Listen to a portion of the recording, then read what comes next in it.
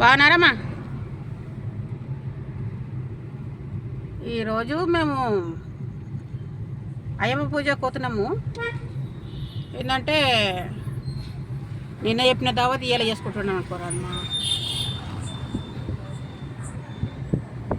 నిన్న మర్చిపోయాడు మా సారు. నిన్న మర్చిపోయి ఇవాళ సాయంత్రం మేలుకొచ్చినాక యాదకొచ్చింది. అరే అయ్యప్ప పూజకు రమ్మని అన్నారని మళ్ళీ వాళ్ళు ఫోన్ చేస్తే, మా అన్న ఫోన్ చేస్తే అప్పుడు గుర్తుకొచ్చింది.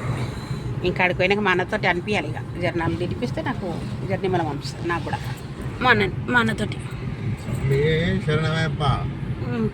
వాళ్ళు తిట్టవచ్చు, మనం తిట్టద్దు కదా.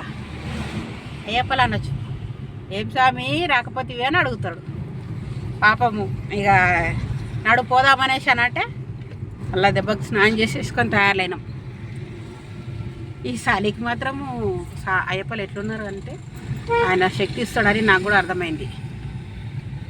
మంచిగా ఇంకో అదృష్టం ఇవ్వాలి. ఏం జరిగిందంటే నా కొడుకు 5 days కింద అయ్యప్ప వాడికి శబరికి పోయాడు.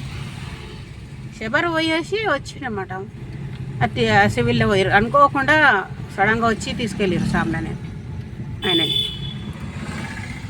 ఇవాళ పొద్దున్నే 5 o'clockకి దిగిండు. ఆ ప్రసాదం కూడా ఆ స్వామికి ఇవ్వాలి నేను.